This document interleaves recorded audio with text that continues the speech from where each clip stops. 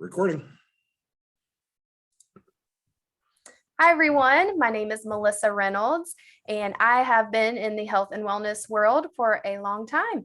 I teach wellness workshops to Fortune 500 companies, or I have in the past, all the way to small businesses. And today I am teaching with you. And maybe you came because you feel like you need to get better rest and sleep. And that is definitely what we are going to talk about today. But I want you to think about rest as more than just sleep. So by the end of our session today, I want you to have expanded your mind a little bit on what that could look like for you. Today, I'm going to ask that you be an active participant. So I want you to contribute to the conversation at some points.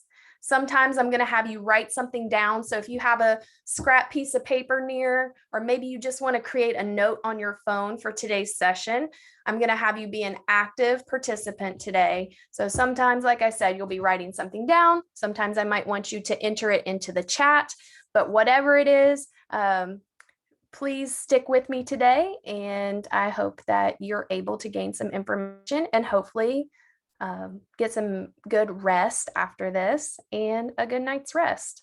I'm going to go ahead and share my screen with you. Give me just one moment. Give me just one moment here. We'll pull it up. Okay.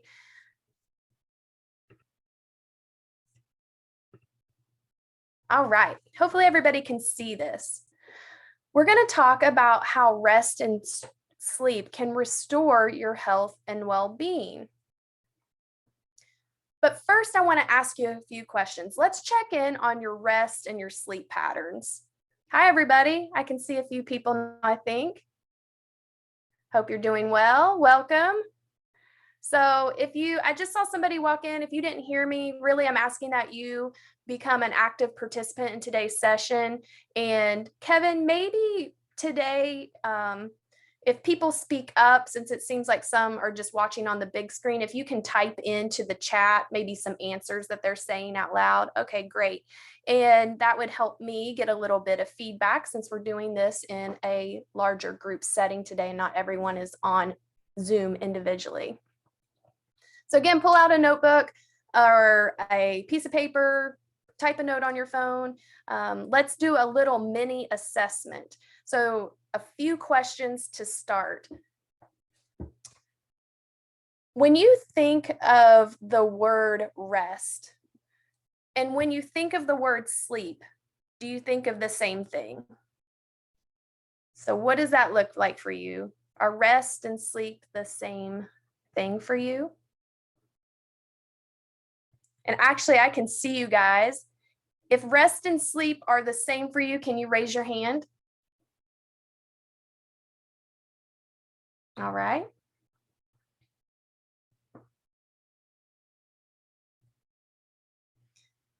The second question is, do you have time to rest?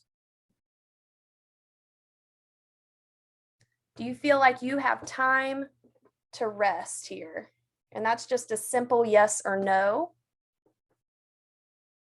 Again, you can mark that down on your paper. If you feel like you have time to rest, can you raise your hand? Anybody? I don't see any hands. So that tells me you don't feel like you have time to rest. For this third question, I want you to use your notepad again. When you have a moment to rest, how do you spend your time? This can really vary from person to person, but I want you to think what you would do if you were to rest.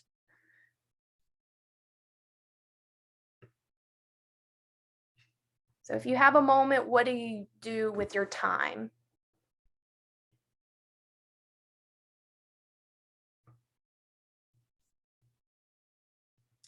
And actually, if you guys feel comfortable, could you say what you do to rest when you do? Throw it out and Kevin will type it in the chat for me so I get a little bit of feedback from you. So I'll give you a moment there if you feel comfortable to toss something out of how do you spend your time resting? reading, watching TV, all of those, are listening to music. Okay, great. The fourth question here, how many of you have any of these issues with sleep? How many of you have trouble falling asleep, staying asleep, or sleeping too much? Again, if you feel comfortable, toss that out. Oh, I see some hands raised. The ones that raise their hands, which one of those would you say you have trouble with?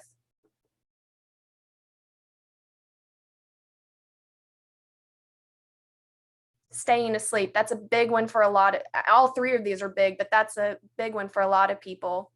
We're going to discuss some different things today that might be affecting the way that you sleep in each of these issues. This is a little bit different way to think about rest. Do you feel like you have to earn rest? How many of you I see a hand raised there. You feel like you have to earn rest? So the reason that I'm asking you these questions is for you to take a little mini assessment of your rest and sleep patterns. And this will be useful as we go along to reveal areas where you can step into to feel more rested and get better sleep. So today we're going to talk about why rest and sleep are essential to your life. I'm sure that you already have a few ideas. Some of these aren't mind-blowing by any means. And we're going to talk about why it's so important, ways we can do that. We're going to talk about a few things involving sleep, such as what is sleep hygiene? Just a quick raise of hands if you've heard of sleep hygiene. Okay, because we'll talk about what that means and how it can be helpful. Again, what can affect your sleep, how much is recommended, just a few other interesting facts. One thing I want you to remember as we talk about rest and as we talk about sleep is that you cannot pour from an empty cup. Who's heard that saying before? You can't pour from an empty cup. And it's so true. Rest and sleep are ways you can start filling your cup to become more engaged with the world around you, creating the life you want to live, becoming an active participant in your life. So it's really important that we focus on this aspect of our health. A lot of times it is one of the last things that we do when it comes to our health. We'll search for all these different answers, and really we just need to rest or maybe get a good night's sleep. So why rest and not just sleep? I've been reading, actually, before I get to what I've been reading, I want to put this picture on here. What does this have to do with rest? I love this picture. For one, I grew up in West Virginia. It kind of reminded me of that. Some rolling hills there in the mountains. This is a way that I rest. I like go on a hike or do different things. So it's not actively sleeping. It's something that fills my soul. It helps me feel grounded. So I thought I'd throw that picture out there to you guys. Recently, I've been reading a book from Rebecca Lyons. It's called Rhythms of Renewal. And I thought this quote was so good, I pulled out of the book. She said, "Rest precedes blessing." We don't have to run to earn rest. We run fueled by a posture of rest. And I'm going to repeat that again because I want it to sink in. Rest precedes blessing. We don't have to run to earn rest.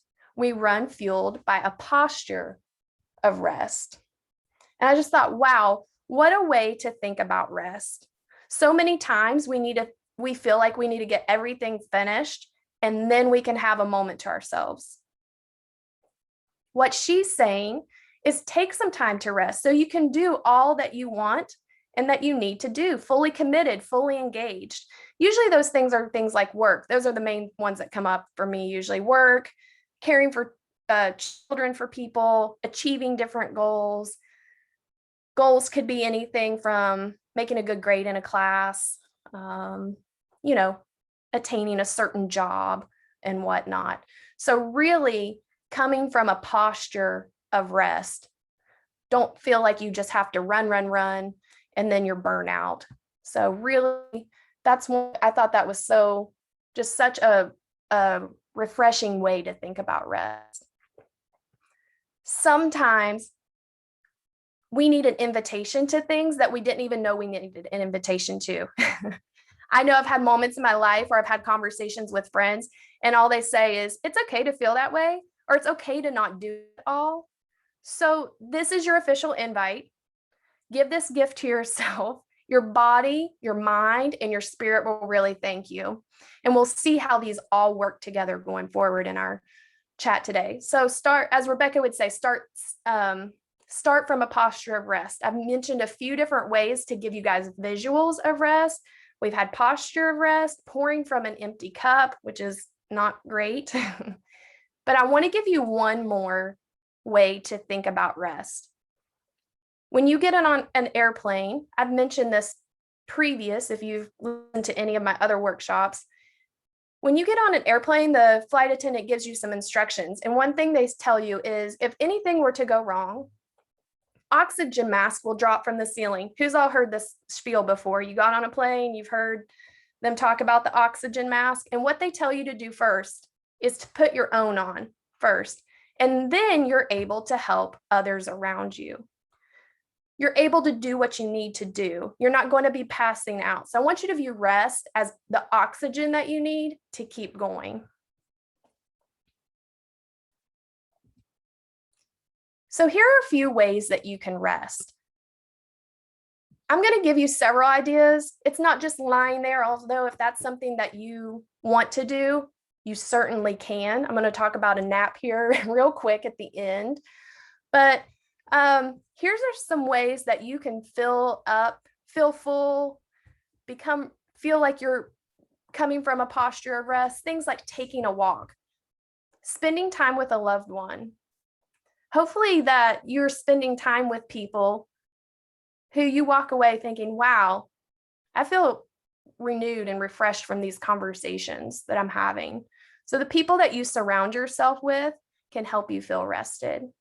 Practice creativity. What's fun for you? Do you like doing a craft? Do you like writing, drawing, painting? Do something creative. Read for fun. Just do something you enjoy. Some of these are crossovers between rest and sleep. And one of a few things, aim for good sleep. We're going to talk about how to do that. Creating a morning routine. Other ways you can rest is by putting away technology, is coming to light how much technology is playing an impact. We scroll, we compare. They have this, I don't. When really that's just a highlight reel for a lot of people. They're not showing us behind the scenes, and it ends up causing anxiety for us. It's just not restful. Maybe you journal. That doesn't have to take forever. That can be 3 minutes. You just write something little down. Maybe you just practice stillness.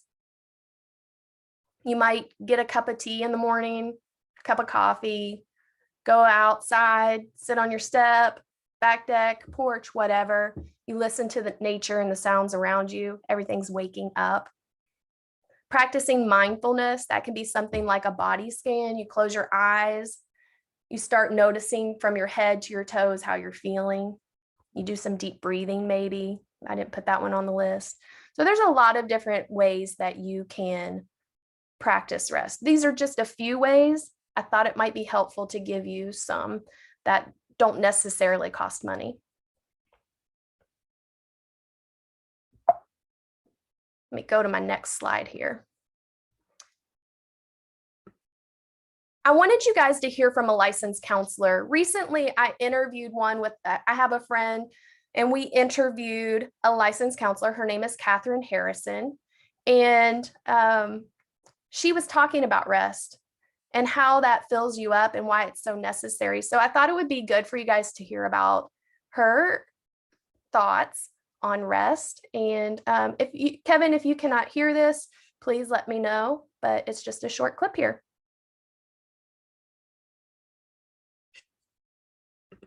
We get so anxious and feel like we have to do it all. And we can't do it all. And then we get overwhelmed, and then we just, it just doesn't happen. Mm-hmm. So rest for your soul is probably one of the most critical things that you can do for your body.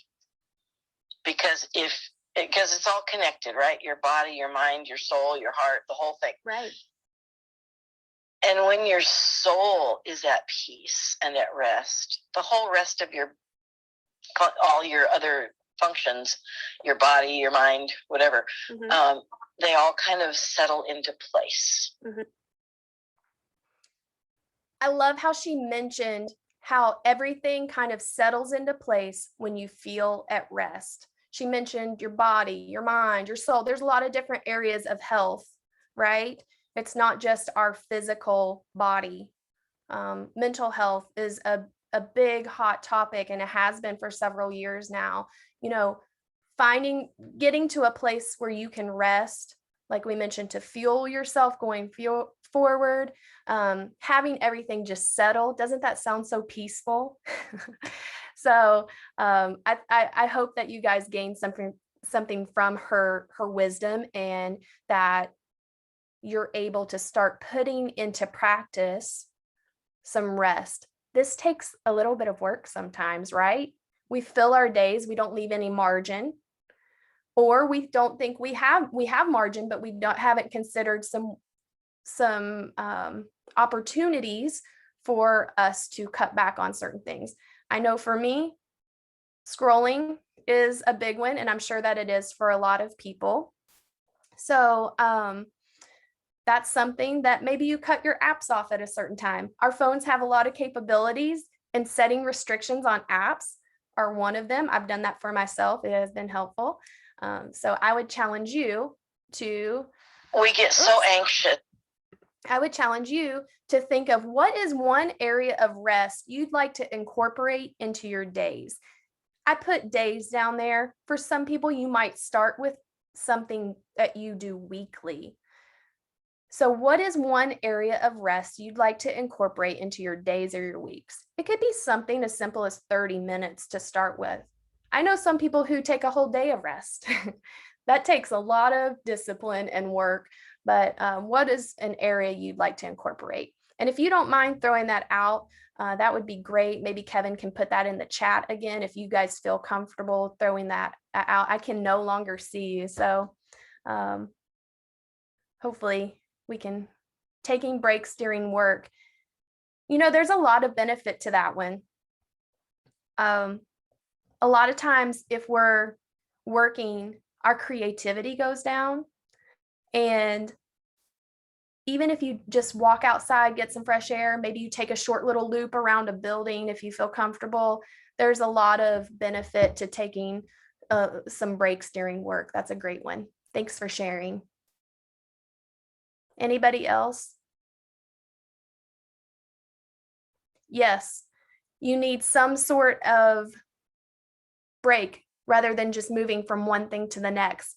I know a lot of times, especially now, maybe you guys have been taking classes from home. Maybe you've been taking classes and working from home, and then you're having your home responsibilities and you're there the whole time. There's no breaks in between. So taking a little bit of time for yourself can be really helpful. A little bit of separation. It used to be we'd go into the office or we'd go to school, and then we have that little bit of drive time, right? Right now, for a lot of people, there's no separation. Maybe you guys are just now getting back to that separation. I see you're here, so that means you're at school, you're in classes. So maybe you're getting a little bit more of that back, but that is a good one, because chores can definitely not be restful. Riding the motorcycle more often. Yeah. Like I said, do something you enjoy. That's something that fills you up. You're outside. I'm guessing you feel more grounded. So that's a good one. Very good. Thanks for answering those, guys. I appreciate your participation today. Let me go to the next slide here. Okay, now we're going to talk a little bit about sleep. Hopefully you got a good idea of what rest is about and some ways that you can do that. So next we're going to talk about sleep. I found a statistic that said 35.2% of Americans, they average less than 7 hours a night of sleep. So that's actually a pretty good chunk of people. I know in my small little circle of friends, we were talking about sleep the other day. I was telling them I was doing this workshop, and all three of them said they had issues with sleep. All three of them. So I know that it is a problem for a large amount of people. I wanted to read you this quote from the book, The Sleep Revolution. I don't know if any of you have heard of Arianna Huffington. She was a co-founder of the Huffington Post. They do a lot of news articles and whatnot, but she's written several books. And I thought that this might be helpful to you guys in showing you several different things here. Give me 1 second. Having a little trouble with my screen here. She says studies show that millennials are the most stressed demographic, often because students feel as if they have to pick among sleep, academic success, their social lives, when in fact, sleep is the ultimate academic performance enhancer. Again, sleep is actually the ultimate academic performance enhancer, and it's hard to have much fun when you're running on empty. Well, isn't that the truth? We're going to talk about being an active participant in your life. So I thought that was so important for any of us, but I find it very interesting that millennials are the most stressed demographic. Hopefully that maybe you guys can relate. I also wanted to talk to you about the Sleep Foundation a little bit. I got a lot of information for our workshop today from the Sleep Foundation. So if you guys need a little help, that would be a good resource for you. But they say sleep is an essential function. We know that, right? That allows your body and mind to recharge, leaving you refreshed and alert when you wake up. Having a healthy sleep also helps the body remain healthy and stave off disease. And without enough sleep, the brain cannot function properly. So answer this. And Kevin, maybe we can just do a raise of hands. And you can tell me how many went up. How many of you within the last month woke up? You can remember a time where you woke up feeling refreshed after and ready for your day. So if you could show of hands, Kevin will give me an idea of how many people. 0. So as you can see, a lot of people aren't getting a good night's sleep. Thank you for telling me, Kevin. I want to reiterate a few little things here from this quote from the Sleep Foundation article and why it's so important. They mentioned a few positives and then they mentioned a negative. So the positives were you feel recharged, you feel more alert, and you feel more refreshed. And then the body can fight. I think that is huge, especially nowadays. You know, there's always germs. Some are good, some are not good. But especially these days, we really want to make sure that our body is prepared to fight off the bad and keep the good, right? I'm encouraging you, this is probably one of the easiest things you can do for your health if you're committed to it, is try to get a good night's rest. So all you have to do is lay there, right? So you don't have to work out. You don't have to strive for anything. You don't have to prepare, all of these are important, of course, as part of your health. But if you can get a good night's rest, that really is going to help aid in helping your body fight disease. The poor, I'm going to mention that as poor brain functioning. We're going to talk about that a little bit further going forward. So in the short term, there's a few different things. I wanted to mention the Cleveland Clinic. The Cleveland Clinic, I mentioned the Sleep Foundation, but the Cleveland Clinic, they do a lot of research. And again, if you guys want a little bit more information, I got this from them. But here's some short-term things that could happen: a lack of alertness, relationship stress, impaired memory, and a poor quality of life. So lack of alertness, the Cleveland Clinic actually says missing as little as an hour and a half of sleep can impact how you feel. I don't really consider an hour and a half of sleep that much when it comes to a whole night's rest. I think, I can put it off, but really it can impact how I feel my whole next day. And maybe they're not big things. Maybe I'm not having big reactions or whatnot, but maybe I'm just not myself or whatnot. So that's something interesting. Even as little as an hour and a half can have an impact on us if we miss sleep. Relationship stress. I want you to think more than just romantic relationships. Think of the people you come into contact with every day in your day to day. Maybe it's at the gas station, maybe it's your professors, loved ones. Of course, we think of that as well, but just whoever you interact with in society, that can affect our mood and in return can reflect on having some relationship stress. I've mentioned a few times about impaired memory or cognition or whatnot, but I would think twice. If you're staying up to pull an all-nighter, I would think twice. You might not process the information. You might not retain the information as well as if you had a good night's rest. The last one is poor quality of life. A lot of times I think of that when I think of end life stages, which that is part of quality of life. But I want you to think about how many times you might have felt tired and you had a fun activity planned and you thought, oh, I'll just cancel. I think we've all been there before. And when you're tired and you had a good night's rest, a lot of times you end up not being an active participant in your life. And that's really no fun, right? So I want you guys to really be able to engage in opportunities that could have a positive outcome for you. So what affects our sleep? I'm going to mention 6 here. There are more than that. While there's a variety of factors, really just 6 here I think can be helpful in maybe helping you assess what might be affecting your sleep. So what several of you mentioned, having trouble falling asleep, staying asleep, or sleeping too much. This might just be the start of ideas that could help you with each of those struggles. Of course, always speak with your doctor. You might need to dig a little deeper to get answers that could answer your sleep problem questions, such as some people get a sleep study. Some people have their hormones checked. So I'm going to talk a little bit about hormones, and we're going to go just below the surface level here. I'm not going to go super deep. I don't want to lose you. Sometimes that's not that interesting to people, but I do want to see how these work together. So our internal body clock. I can't see you guys anymore, but maybe just raise your hand if you've heard of the circadian rhythm.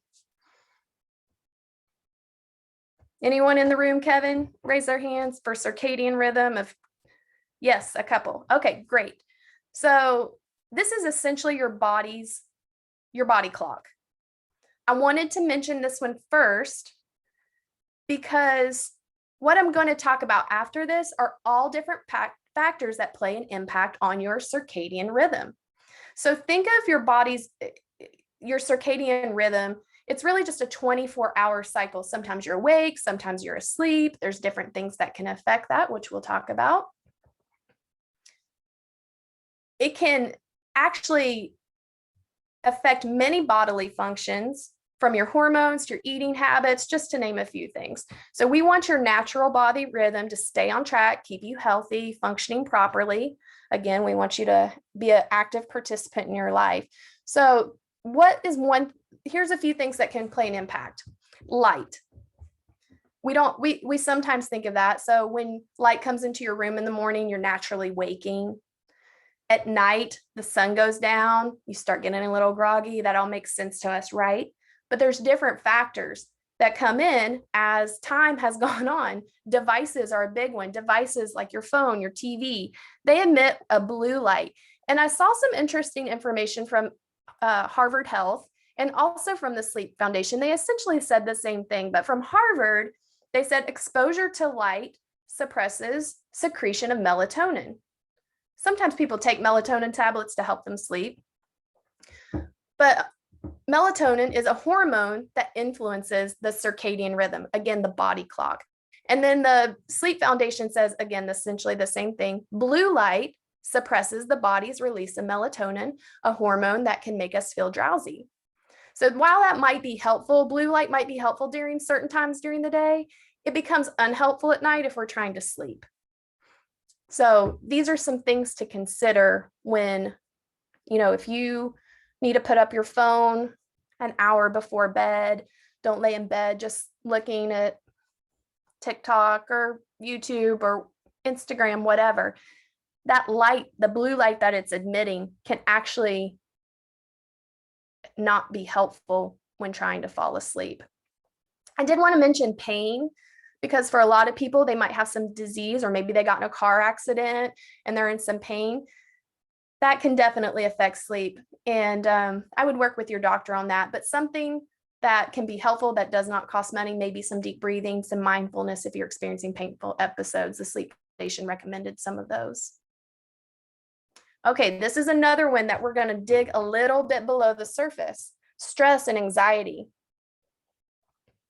So when you're going throughout your day, there's many opportunities to distract ourselves, right? You might have some stressors, you might have some anxieties, but you can not really think about them. When you lay down to rest and sleep, all of the day's events start flooding into your mind. You start to worry, maybe you start to fret, you feel like you can't get it out. You're just replaying scenarios, or maybe possible scenarios in your mind, because you actually have a moment to process these things.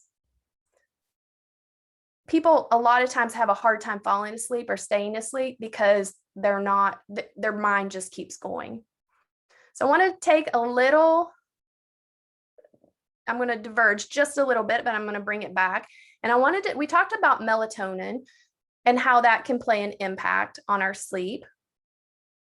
But I want to talk about another hormone. It's called cortisol. And again, that affects your body, your mind, and your sleep. Again, all three: body, mind, sleep. And keep that in mind and follow me here. Sleep and stress, they actually share the same pathways in our bodies. And it's called HPA. And again, I'm not going to go super deep here. HPA, that's just short for hypothalamic pituitary adrenal axis. So everybody say HPA. We'll keep it short there. So cortisol helps coordinate your sleep. I feel like we're doing a cheer here, at least on the chat. Cortisol helps coordinate your sleep cycle. So why am I talking about these two things together, stress and sleep? When stress disrupts the function of HPA, again, say HPA, it can also disrupt your sleep. So don't worry, that's as deep as I'm going to go on the behind the scenes science facts with you guys today. Just take away from that there are hormones in your body that have the same pathway. They work on the same pathways. And when one thing like stress comes in, it can disrupt that pathway and affect your sleep. Kind of interesting, right? All works together. The fifth one I have here is sleep environment. Is your TV on? We've already mentioned devices, but one thing to consider is the temperature in your room cool enough, and make sure you have the right conditions to sleep. That's something that can definitely affect it. I did want to also mention the last one here, alcohol. A lot of times people say alcohol helps them sleep, and that might be true at first, but a lot of times those people who have drank alcohol fall asleep easily. They end up having some nighttime disturbances. They're waking up during the night. So they're falling asleep, but they're not staying asleep, and they're interrupting their sleep cycles.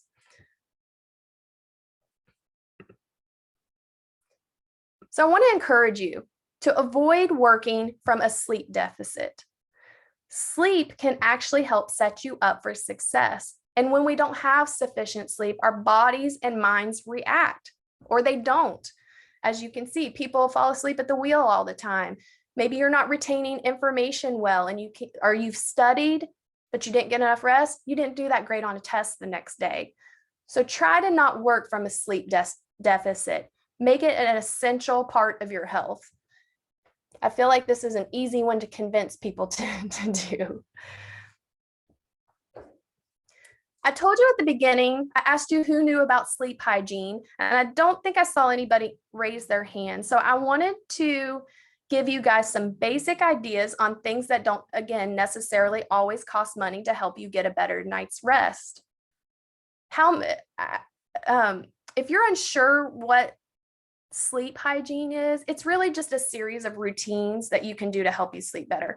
I want you to think of it as pre-gaming for sleep, all right? When you think of hygiene, just think, I'm pre-gaming for rest here. I'm going to come back to that slide here. But here's some things that you can do for good sleep hygiene. Again, it doesn't always have to do with cleanliness, although sometimes it can. Things that I did not mention here specifically, but part of creating a bedtime routine, washing your face, maybe brush your teeth, things like that. Creating a bedtime routine can be very helpful.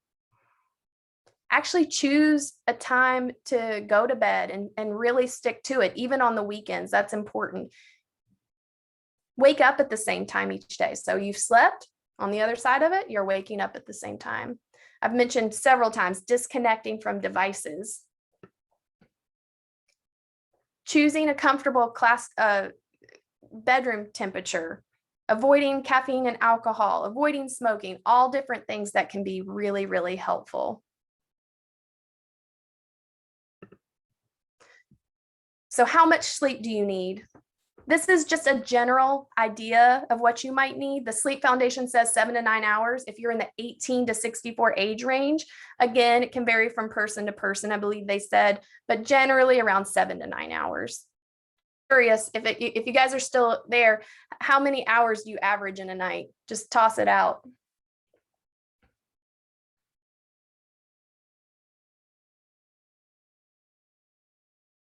Okay. Okay, so it looks like the majority is a little bit below what's generally recommended. Okay, just to wrap up here today, here's some sleep fun facts and not so fun facts. But being awake for 16 hours straight decreases your performance as much as if your blood alcohol level were 0.05%. Just as a reminder, the legal limit is 0.08. So I thought that was interesting. A lot of times I get asked about exercise and sleep. Exercise can be very helpful, but if you're doing strenuous before bed, a lot of times it ends up keeping people up. So you might rethink your routines there if you are doing strenuous before bedtime. If you need a nap, which I always enjoy a nap, adults, it's recommended to not sleep more than 20 minutes. So maybe set an alarm there. Maybe not play nap roulette, which I have done. It could be 20 minutes, it could be 2 hours. And then the last one here, according to recent studies, I thought this one was interesting just for today, but the number of people complaining of insomnia actually skyrocketed during the pandemic, rising from 20% of adults to nearly 60%. So I thought that was really, really interesting. All right. Hopefully that was helpful to you guys. I hope that you walk away with some ideas on how to rest and hopefully some ideas on how to get a better night's sleep. If you have any questions, please, you can either speak up or Kevin can put them in the chat, either way.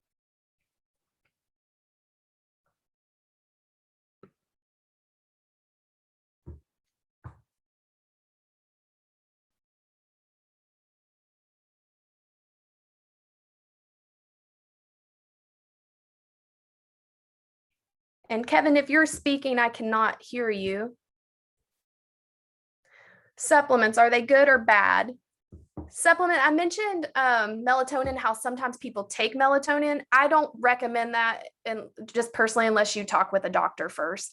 Anytime I get supplement questions, if they're good or bad, I always encourage you to speak with your doctor before taking anything. Maybe they have some other ideas for you. I mentioned sometimes you might have to dig a little bit deeper in your health.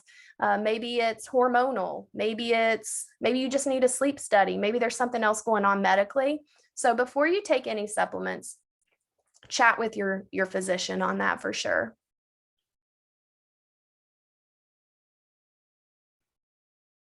Any other questions? That was a good one.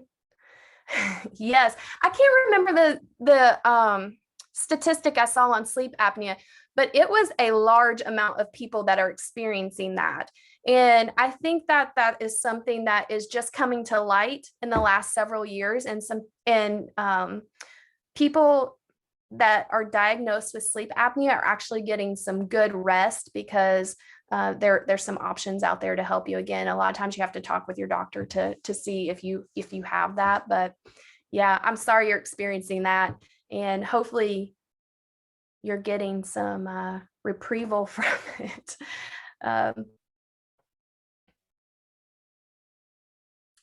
Okay, yeah. Sometimes people, I could see that, if you're anticipating a time, you might not get rest. Maybe you're stressed about not waking up on time or whatnot.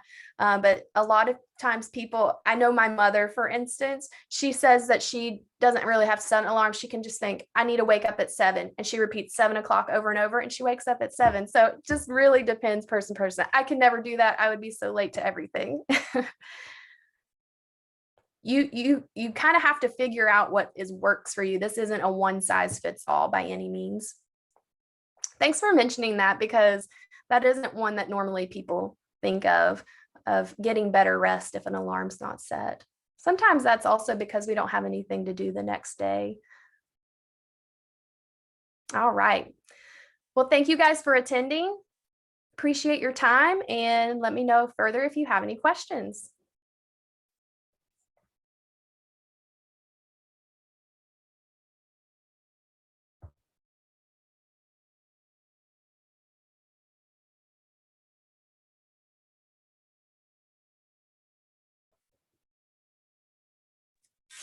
All right, am I still on the? Yeah, it's still recording. Have a great day. Thank you for coming. Where's the record button?